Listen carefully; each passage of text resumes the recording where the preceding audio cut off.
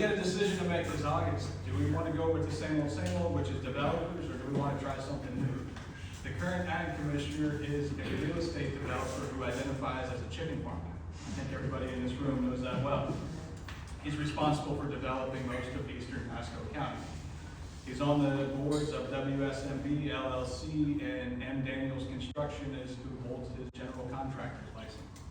He might identify as a chicken farmer, but he is most definitely a real estate developer. And he's removing the ag protections on the land in eastern Pasco County that benefits him and those his neck of the woods and his inner circle. We have people like Randy Maggard and Senator McLean that is stripping away the home rule. If you ever want to see how important the home rule is, I suggest you go up to Dunellen, where they had the railroad tie. They brought in a 1/4 mile long pile of railroad ties and dumped them right there in people's backyards, literally in their backyard. The nearest house was 125 feet away. They were going to grind these up, bring in a tub grinder, grind them up and ship them out. Residents didn't want it. They fought, and their biggest fear was a fire. Well, then a fire happened. And everybody, their elected officials said, what do you want us to do? We gave them 14 days notice, but they didn't move them away. Well, if you gave them 14 days notice, why didn't you fine them? You should have a say in your own neighborhood. If residents say we don't want a pile of railroad ties because we think it's going to catch fire, you should have to honor their request, because it turns out a lot of times they're right. Same thing with development. If they're bringing in 4 feet of fill on what used to be a cow pasture, and it floods you out, you shouldn't have to be able to approve every project. And they have a lot of ways to say we have to do it. We have to say yes to the development. A lot of it is laws like the Burt-Harris Act. Anybody know what the Burt-Harris Act is? The Burt-Harris Act is if a developer, you tell them no, they can come back and sue you under the Burt-Harris Act. Not you, the county, the municipality. It wasn't designed for developers in special interest. It was designed to help farmers on their land. That way they could make a living on the land. So why are we letting developers take advantage of it? The same thing goes with Greenbelt. We're letting developers in special interests like Florida Power and Light and Mosaic use outdated laws to benefit their bottom line. And the developers will tell you, well, if we don't have that subsidized Greenbelt, houses will increase. You're using agriculture tax subsidies, and the houses just keep going up and up and up. When are we going to see the savings? So we need people that will say yes to the will of the people and no to the special interest in the developers. We need people that will turn away lobbyists. We need people that will turn away PAC money. The best thing I can think to do with the PACs is tax them, and tax them like a sin tax. There's one tax, there's one clap. Normally get more claps. But there's a lot of things that we can do, and if your elected representatives tell you no, find somebody that will tell you yes. And if you need to run for office, run for office. They've called me everything but a welder, and it's so easy to run for office, even a welder can do it. So they told me, like the FWC, they said there's no way to stop the FWC from spraying herbicides in our waterways. And then I pointed out the division that ag registered all the chemicals that the FWC uses. That the FWC uses. When I did that, that's when they got really nasty with me. And the same people that say I can't unregister those chemicals also told me I couldn't get Matt the welder on the ballot. I proved them wrong once already.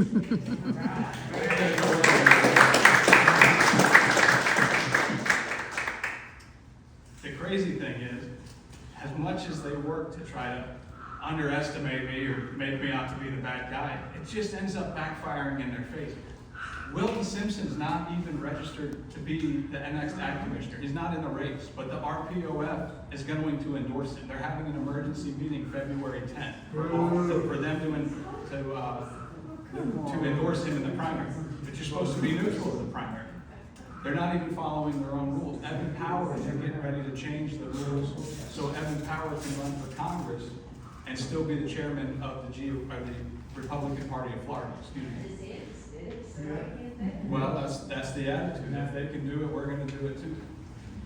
Yes, sir. And cowboy hat. As somebody, Dave Wallace, as somebody who likes to use the rules against the Republican Party of Florida, as a candidate, Rule 8 requires them to contact you and give you advance notice that they're having a vote to endorse. So let me know if that don't happen, because that's. That didn't happen. Well, I'm saying you have 14 days in order to notify, so if Meeting that is on doesn't happen, it's a Tuesday. grievance, because they didn't even follow Rule 8, which The is way the rule I that got you're that discussing. letter is somebody in a wreck, even though they make you file a loyalty oath, they told them to take the loyalty oath and stick it where the sun don't shine. And they sent me the letter that they were going to endorse Wilton Simpson over me. Another problem issue, I don't know if you please like a hands in the different part of Blackrock. But Blackrock has been buying out. Blackstone. Blackstone, Yes, sir. all over Florida. And they've been doing this all over the United States. And one of the things that Jack didn't squat about this. What can be done to stop Blackstone? Because this is not good. They're almost like a mafia organization. It is like a mafia organization. In Manatee County, they came in and it wasn't Blackstone, it was one of the other big companies like them, like Invitation say. They bought 3/4 of the houses in the new subdivision. And then they put their employees in Texas on the board of the HOA. So even in your own neighborhood, you don't even have a say because you have employees from that company on your neighborhood. What are we gonna do about it? What can we do? We gotta find good people that'll stand up to them and change the laws and say, we're not gonna let you buy houses, that many in the neighborhood. And, you know, like, when these people talk about cutting taxes, they're gonna get rid of property taxes. Ask them how you're gonna pay for it. Because right now, a lot of the renters, they feel that they're gonna raise the sales tax. And if you raise the sales tax on the renters, they feel like they get nothing out of it. I've talked to them, many of them have come up and said, if they raise the sales tax, we're gonna vote no for property taxes. It's already been 19 billion just in the state of Lee, we're Florida. gonna try to hold the questions Yeah, I'm sorry. to the end, just so we Yeah. can let him speak. Are you sure? Yeah, no. Okay. On this is Skype. Just as of, up to this year presently. And the fact is this, it's been going to supposedly the school districts. But you know what, that's all been abused, it's been a washout. When you What talk can be to- done to stop all this? When you talk to teachers, they're telling you that they are throwing away new curriculum that's never been opened. When you drive by an agriculture classroom, you will see old tractors sitting in the field rotting while they're buying brand new John Deeres. Sell the old equipment, recoup some of your losses. If you're having to throw away new curriculum, you need to get somebody, a better accountant that will look after your tax dollars in this group. But it goes back to, you gotta take back your local elections first before you can win the federal elections and take back our country. So,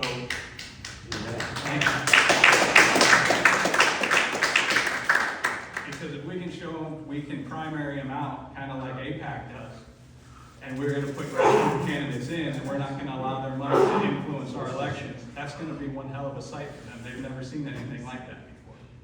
And they've done everything they can to stop me as far as, trying to keep my nickname off the ballot, because I should have just had to fill out an affidavit, but instead I had to change my name to Matt the Welder. I out-paperworked them to get my name on the ballot.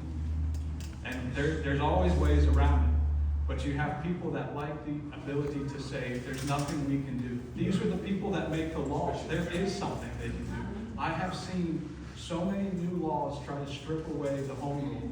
I've seen the new ag bill that they tried to sell as a way to protect your gas-powered leaf blower, which is actually gonna silence your First Amendment right for big sugar. I've seen plenty of bills that go against the will of the people, but I have not seen one that has put through growth management laws.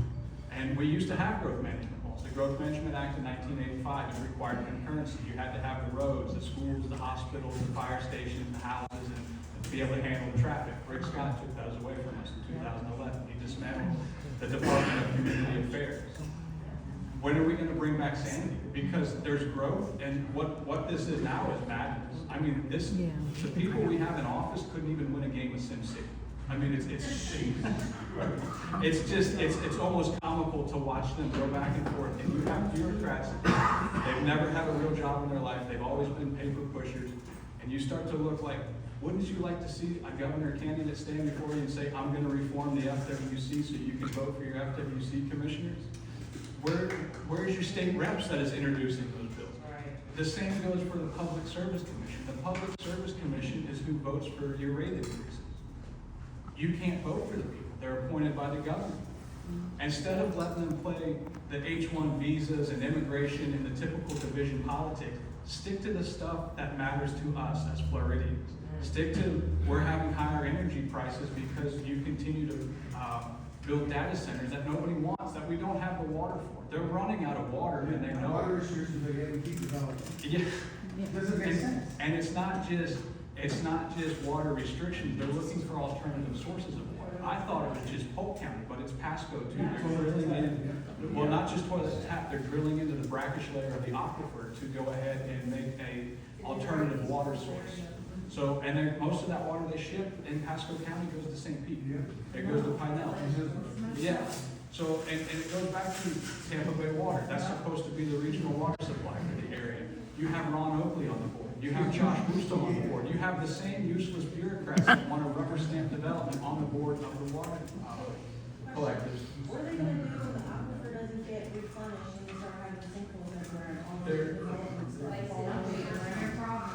What they're doing is, We're good for. you want to answer or me to answer? Well, I used to work for the county utilities, and one of our big projects was to take the reclaimed water and pipe it into the, Recharge. recharge area that feeds the wells and the water in the lake, He's 100% right. right. So That's how they do it. Filter through? in Hillsborough Yes, County, filters. in Hillsborough County, they call it SHARP, which is South Hillsborough Aquifer Replenishment Program. And then you have a HARP, which is North Hillsborough Aquifer Replenishment Program. And they are literally taking what they say is highly reclaimed water and pumping it back down to try to hold off saltwater intrusion in the aquifer. Now, the problem with that is, while you can get like the sediment out, like sewer sludge and stuff like that, you don't get all the forever chemicals out. They get like 80% of them out. And when you put a public record request in, like Hillsborough County, they pumped, it was in the billions that they pumped reclaimed water in the ground. When you multiply that 20% leftover forever chemicals by the billions, you're putting a lot of chemicals back in our aquifer.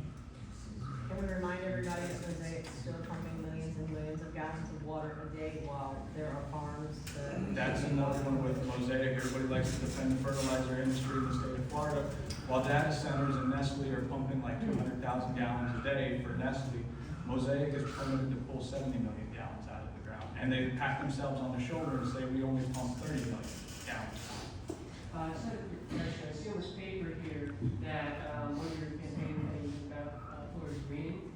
And I was curious if you would support, James Fishback's proposal to put a $1 million bounty on whoever can solve the greening issue in Florida. I would love to see the greening issue solved in Florida, because when Florida solves the greening issue, we shouldn't give our plants away to Brazil, who's having the same problem, to California, that's having the same problem.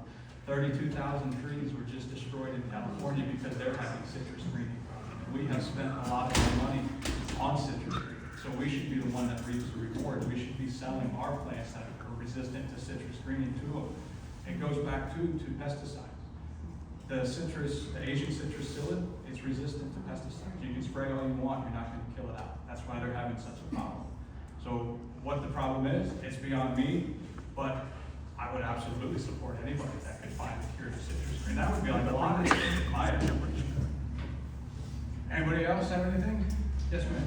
So, two things. First of all, I've heard from people that, they're pumping fresh water at Wishy just out into the ocean.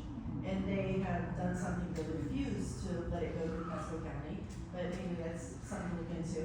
But also, Williams was asked this, and then tonight you've been asked this again on the issue about, people like BlackRock, buying up the houses. And I don't know how many people are aware, but when Trump spoke at the World Economic Forum, you can watch on YouTube at Davos, he said he's working on legislation to block corporations from being able to buy His residential policy was houses. so sincere too. And so I'm just hoping that anybody running for office locally would just keep an eye on that legislation and try to dovetail and. Well, that's one of the problems right now. You have these big corporations competing with average home buyers, and they're willing to pay 3 times the house, or price per house, excuse me. And a lot of it too is, they come in, they'll buy a whole neighborhood up. So you don't even have a chance to buy a home in the neighborhood. Right. And then that goes back to the ag land. Oh, we gotta keep urban sprawl going in the ag land. Well, the same people that have told us that the only way we can decrease the price of oil is by drill baby drill, where are they when it comes to decreasing the price of beef? How come it's not graze baby graze? Right now, there was a freeze out there in eastern Hillsborough County, about affected all the strawberries, and I've seen all of the bureaucrats from like state reps to governor candidates go out there and talk about how bad the freeze is, how much it's gonna increase the price of food, but none of them have said, you know, if we keep developing this land, the price of food's gonna go up even worse than what the freeze costs. So part of the urban sprawl is you have these big companies coming in and buying up the houses like Blackstone and BlackRock or whoever else. You know, there's a lot of them. Andrew? Oh, sorry, dear. You sure? Okay, I got all night. January 20th is when the president did sign the executive order. Yeah, he did sign it. His policy seemed really sincere when he did it. He was like, sorry guys, I have to do this to help the people. Yes, ma'am. What's your background? What's the one moment you say, I'm running for office? I watched him just continue to destroy everything in the state of Florida, and the more you contacted your state rep to say, or even the county commissioner, the roads can't handle this. Like, we don't have the infrastructure in place. I said, well, really the only thing we have to supply is the water. So there was like one moment where you're like, oh, that's it. I mean, or is it gonna take It was just a combination, a little bit of everything. You get frustrated when you see the schools overcrowded. In Hillsborough County, you have kids that are on school buses in the aisle, sitting in the middle of the aisle. As a CDL driver, that's an unsafe condition. If I had a passenger endorsement on my CDL and I was to drive down the road and I had people in the aisle blocking the emergency exit, if DOT saw me, they would pull me over, write me a citation, and probably bring in another bus to handle the extra passengers. Because if that bus gets in a wreck, has a fire or some sort of emergency, and you have kids sitting on their backpacks in the middle of the aisle, they can't get off the bus. But when the school does it, they say it's not a commerce vehicle. We don't have to write the driver as a citation. How's that fair? Especially to the CDL drivers that are running private buses like Greyhound and stuff, they have to follow the law. But you have school employees, because it's not for commerce, we don't have to follow the law. And it's repeated. It happens over and over again. And they say stuff like, well, we can't find bus drivers because they're only paying like $13 an hour.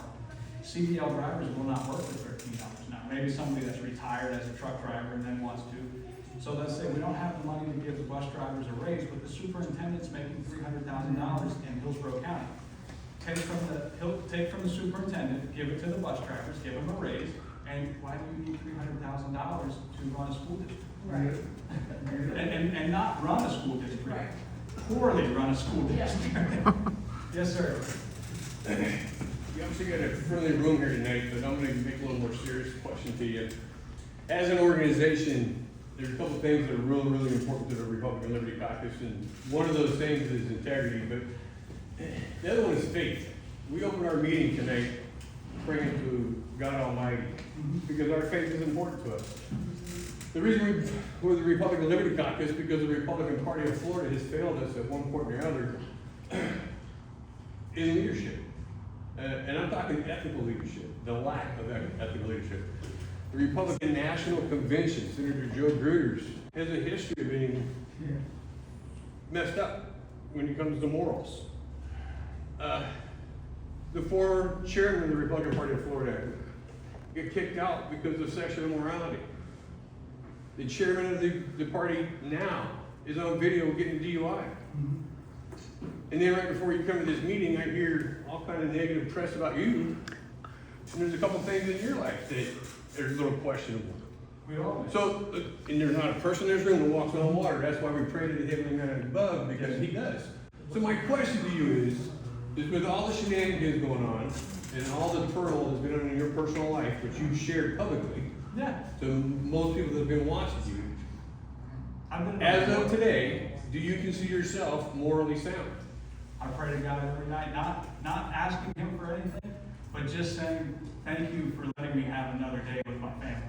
Because when you're the only guy pointing out the corruption in the Republican Party, you never know which day's gonna be your last. So every day that I get with my family to go home, after pointing out sheriff's corruptions and the shenanigans within the party, which I don't think anybody else on the right is doing. If they are, they're not doing it as loudly as me. I thank God every night for every chance I get to go home. Thank you. I wouldn't say you're the only one.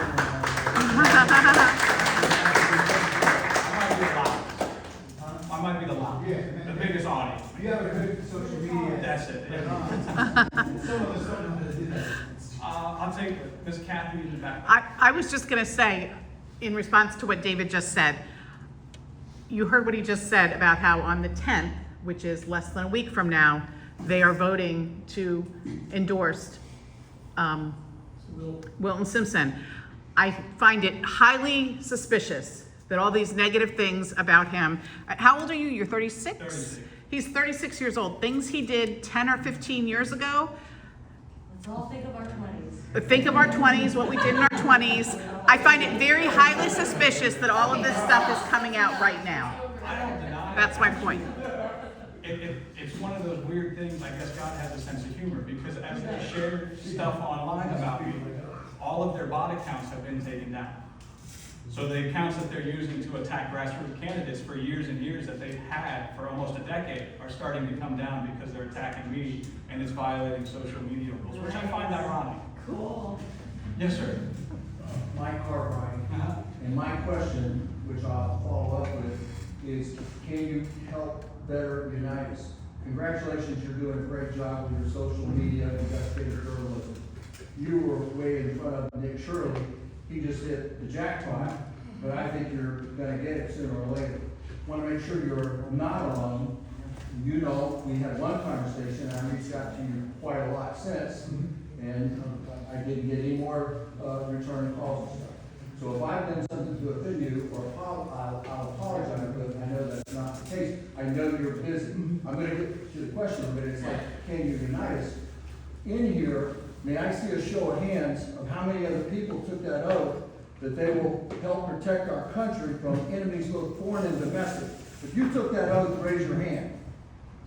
So you can see there's some people in there. And that oath, did that, keep your hand up, did that oath end at the end of your term, till you die? So we're with you, and I have that same fear. And you know that I, on a much smaller scale, is trying to expose the corruption of the Hillsborough County Sheriff's Office. I'm a failed whistleblower there. So I want to help encourage you, keep doing what you're doing, but there are people that want to help you. But there are people that want to divide us, okay? Whether they're in the party or in another party. And if you're listening to them and they're dividing us, please, you're a grown man and you've got a good sense of judgment. Use that discernment to figure out who your friends are and who your enemies. Don't just listen to the people that are trying to divide us. My question, how can you better unite us? The best way to unite us, is to stop blaming people in the party for the problem. Point out, okay, look, there's corrupt here, this, that, and the other, but put aside your petty differences. You know what I'm saying? Like, so-and-so doesn't want to get along with this one because whatever. You know what I'm like? You said, we're grown adults or what have you. And if I did miss your call, I probably legitimately have been busy or what. I see you're busy. It's like, I've been 3 times up to Dunellen on, like, if you call me, I got my hands dirty. You're doing great or things. what have you. But after this, if you don't get this, there's going to be greatness for you. And it's a shame we don't have federal whistleblower levels with Quai-Tam, because there are many people that have tried to do this and fight the system, but it's strong. So we admire you, and we'll help support you, and you'll have my vote. But don't let us be divided, because there are good Republicans. Don't let people feel like I have to go to another party because that's what the answers are. Because we took that oath to our country. We're not leaving our country. We're not leaving our state. We're not leaving our community. So don't you give up on us, okay? Oh, I never, the state of heart is where fighting. I wish everybody had that attitude. And let me get the one in the back, the lady in the back. Yes, ma'am. I'm big on the health kick, so that's not a surprise to most of our club members. Regenerative farming is like near and dear to my heart. I do not use pesticides in my yard so that I can recycle all the trees, the leaves, better soil, makes more bug-resistant plants. The infamous saying, show me the incentive, I'll tell you the outcome. We need more of that focus, because if everyone did just a little bit, it's amazing. We can be those damn little ants in that rubber tree plant. So how can we encourage the micro farming and your large farming? We have to show people there's other ways, like you said, composting. And I pointed out a small composting facility. And the FDEP went out there and asked them if I they paid me to make a video within a week. And the composting facility said, well, that's a weird question to ask. And I reached out to the FDEP and I said, have you ever asked any other social media influencer if they've been paid by Mosaic? Have you ever inquired how much Mosaic pays the Tampa Bay Lightning to have their name on the building? They don't answer. There is ways to grow things without synthetic fertilizer or phosphate fertilizer, but the farmers have been taught that you have to have phosphate fertilizer. You have to have it when it really starts with good soil, good ground, building it up from the start. What have And it you. makes them resistant to the infestations. The Yeah. healthier the soil, the better the plant. And one of the biggest things is like the mosquito control. Whoever ran for mosquito control.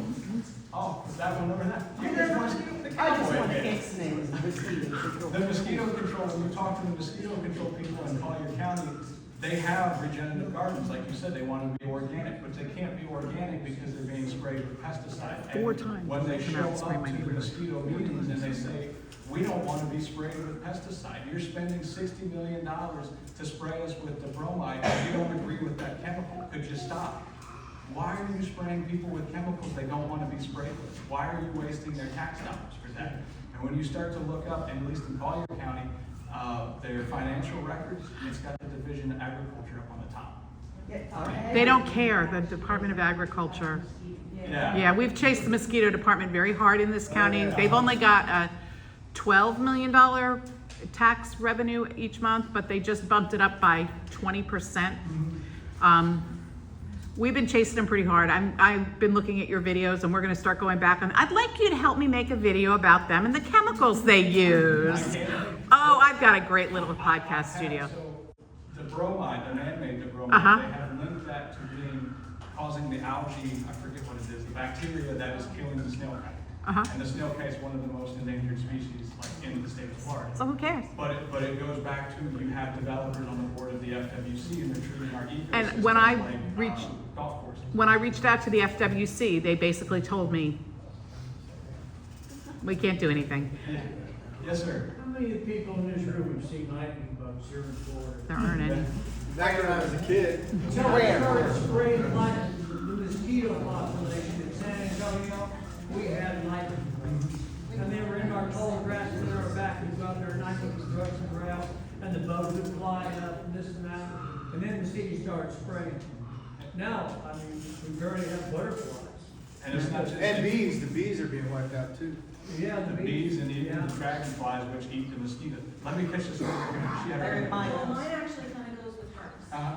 So, like, we do local markets where it's a lot of backyard gardeners and farmers, and as agricultural commissioner, you got elected, you would oversee things like the cottage food laws, and like that would fall under your purview. So, have you ever even looked at those and seen what kind of things are allowed and what kind of things aren't allowed? Like, You talking about like the raw milk and stuff like that? yeah, I mean, but that's not just it. Like, you can go to the grocery store, you can buy eggs that have been soaked in chemicals, but it's illegal for your neighbor who has chickens to sell you eggs that were laid yesterday. You can go to the grocery store and buy your food in your own yard. chemical-filled barbecue sauces, but it's illegal for your neighbor to make barbecue sauce and can it safely and sell you a shelf-stable version of that. Like, why can't we build local food communities and have local sustainability? Why does everything need to be regulated so heavily to where people don't legally have access to healthier, fresher, more sustainable foods? Well, they want you to buy Captain. But we don't wanna buy. I agree with you. There's only 4 people, like 4 packing houses in the United States. Fargo is one of them, I forget that, Tyson's another one. In World War II, they had, victory gardens. You should bring back a program like, if you really want to distance yourself from the toxic pesticides and the big food, and you want to bring food prices down, we should make victory gardens. I have grandma's copy of the Victory Garden plan, so I can make copies. It's canned food, like, why can't you can tomatoes that you've grown at your own garden and then sell canned tomatoes to be over winter like they would do up north? I agree. There's nothing. You may have to have like an approval for the lawyers, because you know how the lawyers mess everything up. That they're like, the Department of Ag comes out and says, yes, this looks good, but if it looks good, then go for it.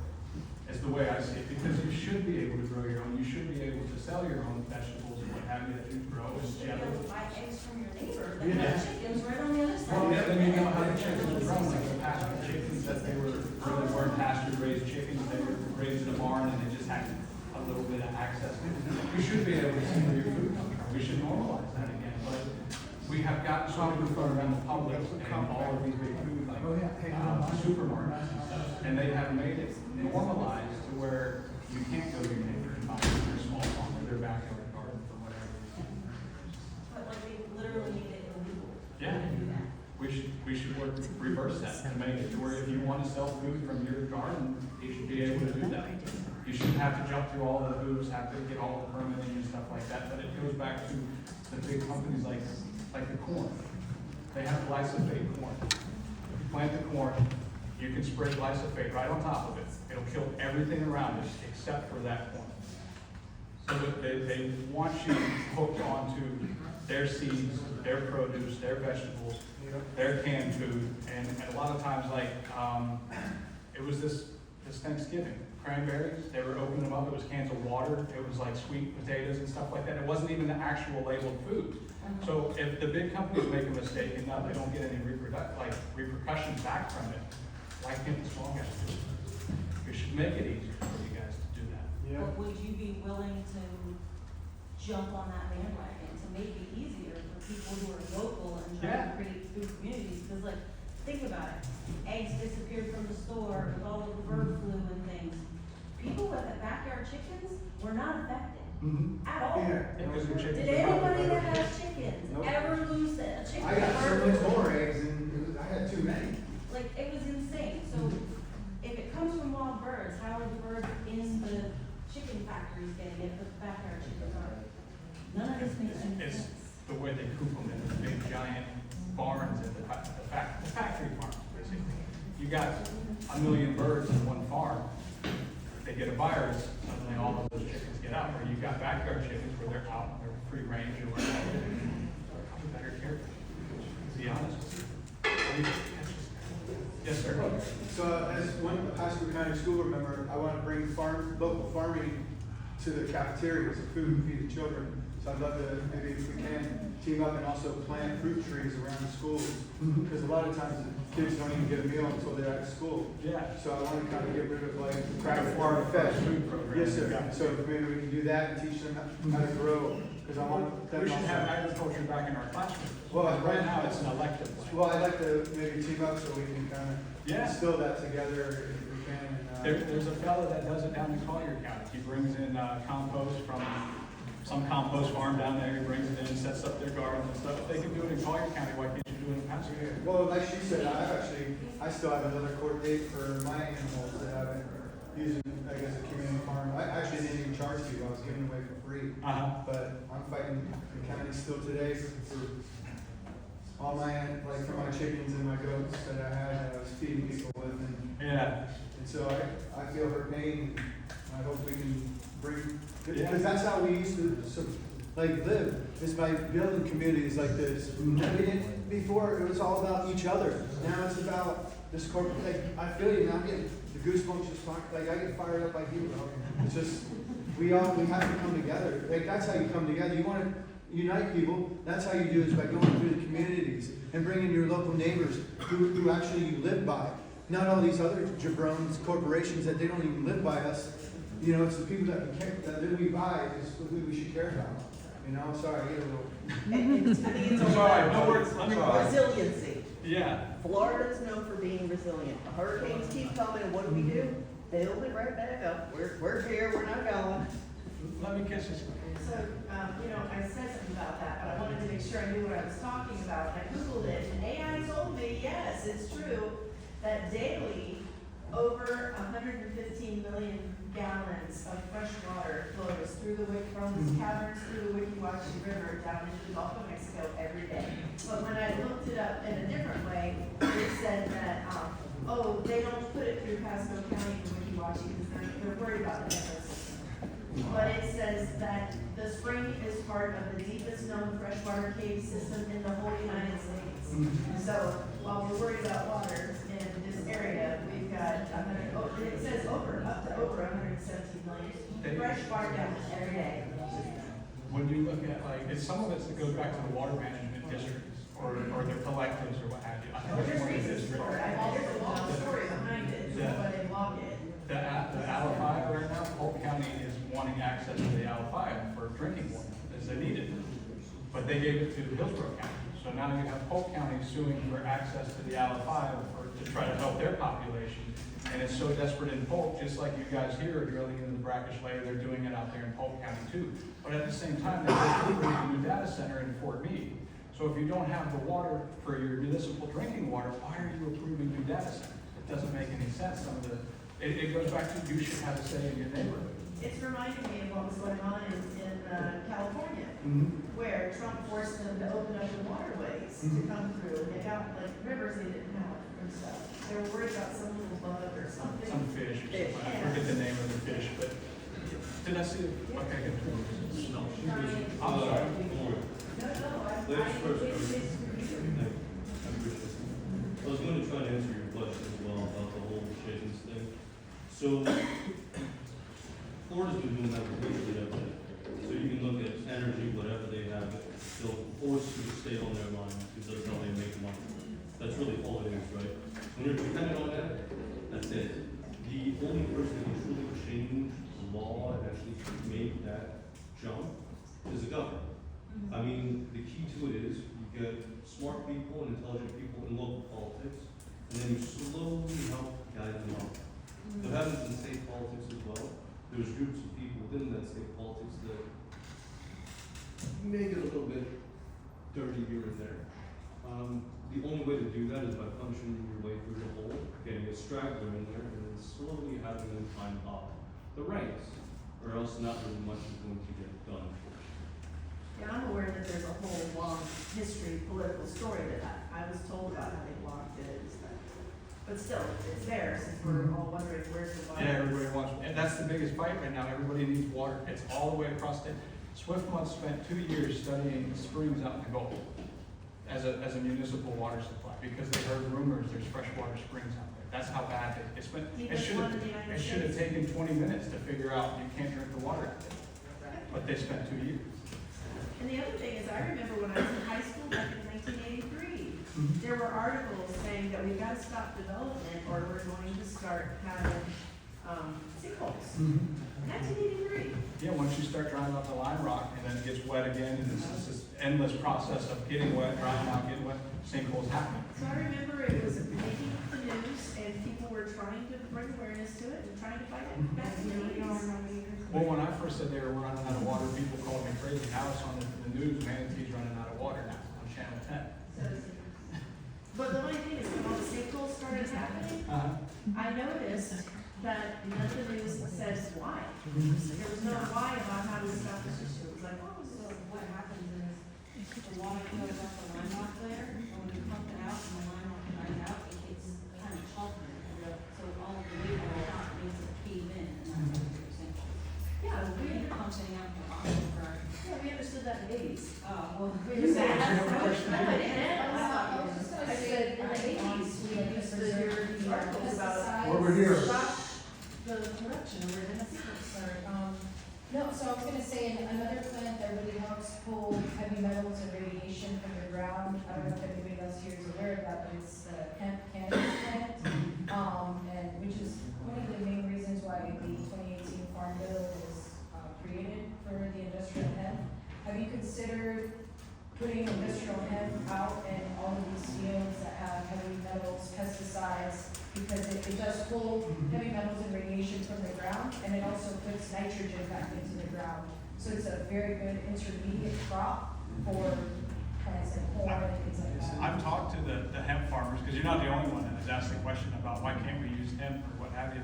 And a lot of it goes back to the big weed companies. The big weed companies are spending a lot of money lobbying to push the hemp companies down, and not even the hemp companies for like the gas station hemp or what, just like all uses across the board. For farming, right? Yeah. So, yeah, we'd like to. We'd like to see it in more the line Florida up. Farm Bill, is what you're saying. Yeah, we'd like to see that Yeah. because, You're not the only one. They say if you I make agree big with floating you. vats of hemp, it'll help soak up the golf nutrients. courses, everywhere, it literally makes your Clothing, building material. the seeds are healthy. The weed companies, the big weeds like True Leaf, especially, I'm not supposed to talk about True Leaf because they like to send me cease and desist letters or desist letters. I don't know what I'm supposed to help them with or You whatever. didn't say it, we did. But the weed industry. So they like to send me letters when I speak out against them, but they will sue anybody that speaks out badly against their product or what have you. And they already sent me one because I said, there's pesticides in your product, and they got angry. Well, if they But just they have got it. pesticides, because if they're putting it into the ground, into the dirt, they have to at least, have one harvest in between, and they're pulling it directly from the earth, from the ground. Well, That's all. they're just in the business to make money. They don't care about, like, the hemp guys always seem to care about their product. Every hemp guy I've talked to, or person I've talked to, they're always passionate. When you talk to the big weed companies, it's how much money can we get from people. Anybody else have questions? Speaking of, because that's something that, I've always been really interested in, I've talked about wanting to put, hemp farming in Pasco, like, hemp farming in Pasco. You're saying it's the lobbyist, but on a county level, is that possible? I think it goes back to, they're doing it in Tallahassee, like, So it would have to be approved through the state or in order to have it in your. Truly was spending so much money to try to get weed, like recreational weed legalized. You know DC Drano? Yeah. The account, for 2 posts, they paid him $160,000 for 2 social media posts. So, Yeah. Bellamy Brothers, who have their own strain, are best friends in the world, and they all cook together. Yeah, that was one of the videos I posted, was Wilton and True Leaves and the Bellamy Brothers, and the whole clique there got very angry. Yes, sir. So, let's fast forward past the primary general election. You get elected, what is your number one focus in the first 90 days gonna be? Is it gonna be policy, legislation, or culture? The first thing we're gonna do is start unregistering chemicals at the FWC spraying in North Are you doing that through legislation or through policy? Excuse me? Are you doing that through legislation or through policy? The Division of Ag if I decide, or the Division of Ag decides that these chemicals are causing an adverse health effect to the environment or to people or to animals or what have you, the Division of Ag, the commissioner can unregister them just for that and that alone. And when you look to the FWC's website and you go through their questions about their spray program and all that stuff, the first thing it says is all of our chemicals we're spraying are registered with the federal EPA and the Florida Department of Agriculture and Consumer Services. So we can do that instantly. We can do that because when I go out with the fishermen and they bring up a fish and it's got this weird looking tumor coming out of his gills, or it looks like he's got herpes around his lips, why? What are we doing now that we weren't doing before that's making these weird boils on these fish? And that's making it look like somebody raked all their gills off with a fork. And all the fishermen are telling me it's the chemicals. They're saying in Lake Okeechobee right now, when you go there, it's just a mud hole, that they've killed all the grass off. Because they're not just spraying the invasive weeds, they're spraying like goldberg, they're spraying spatterdock, they're spraying the stuff fisheries need for the fish to be able to not be stressed.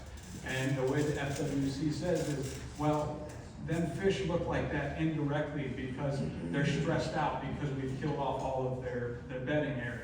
Well, that sure sounds like if you hadn't put them chemicals in the water, then fish wouldn't look like that. And if nobody else wants to stop them, the Division of Ag could.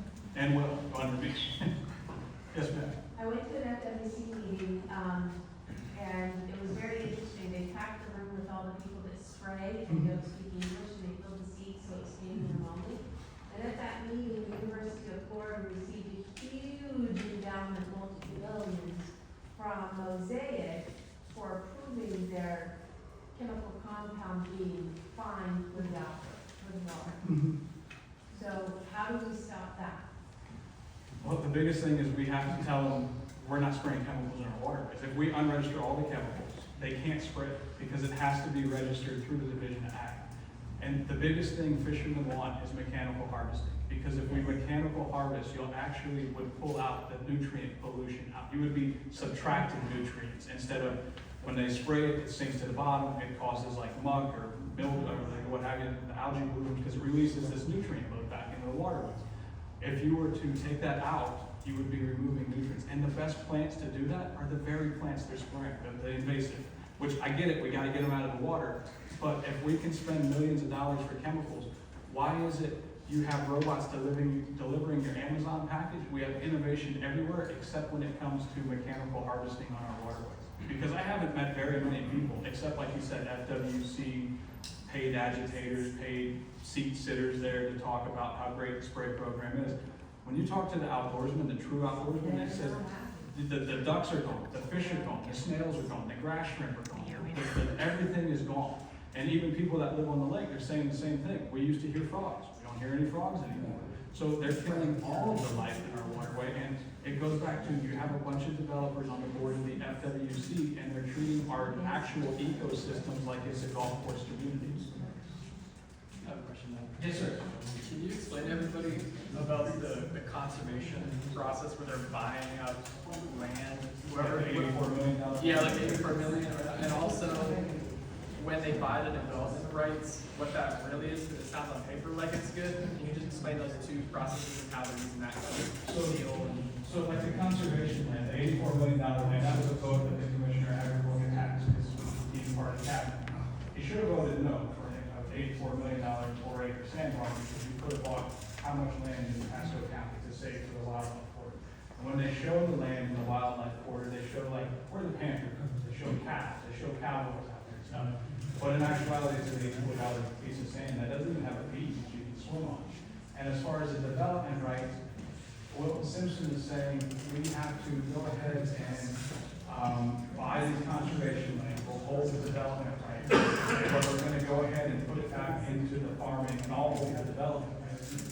But this is the same guy that's removing protected areas in Pasco County, so he can build houses. I wouldn't trust him as far as I could throw him. So it needs to be, if we're buying the conservation land, we should be able to surplus it off. Why did we buy it for conservation? Just because we're not in the business of shipping land deals to make money. We want to conserve that for future generations, for wetlands, flood protection and stuff. Why are we buying conservation land to turn around something like that? Because that's what they're doing a lot of times, is they can come in like the Wisconsin State Park, County Citrus Golf Course Community, they were going to surplus off 300 acres for that golf course community to be able to expand into the Wisconsin State Park. And they were going to get timberland in Levy County. That's untouched water up in the Wisconsin. Why would we surplus off that land when we already own it and we'll never get a good enough deal like that again? So we have to do a better job at saving our land, but at the same time, we can't trust the real estate developer that's telling you, I'm going to hold the development protection. That's right.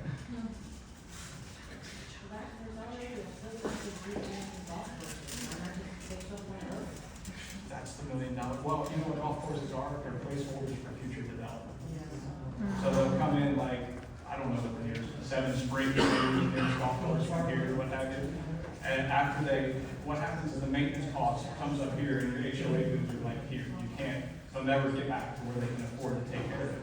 So they run the golf course into the ground and they have to turn around and it gets sold every time. And when they get sold, it's always apartments that they want to build inside these neighborhoods that were told, you're gonna have a golf course. Look out, a few golf courses on your house. Well, now you get to look out and see apartments. Quail Hollow, yeah. That was another one, Walden Lake's one over in Plant City that they're developing on. There's one down in Hillsborough, Sandpiper. And everybody in the community, nobody in the community wants to see the golf course developed. They'd rather see it sit undeveloped like it is, unusable, but still undeveloped. Well, it floods back there, so I was told, I live right over there, I was told that, someone bought it at auction and didn't realize that it floods so bad. So their original plans were, of course, probably condos, even though they didn't come out and did that. Normally it's live local. So last, what I heard is they were gonna turn it into an RV park. So like a whole house, it's structure, but Yeah. it is very muddy, it is a flood area. I mean, even the golf carts they had like huge tires, they were gas golf carts, they were electric. Yeah. How bad it was.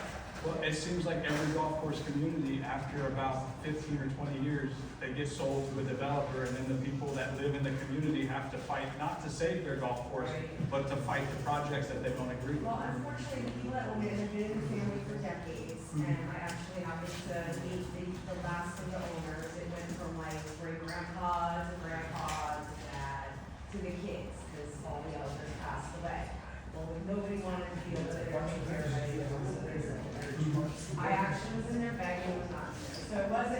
Yeah. It's just, they had One of those different life lives, and it was just one of those things.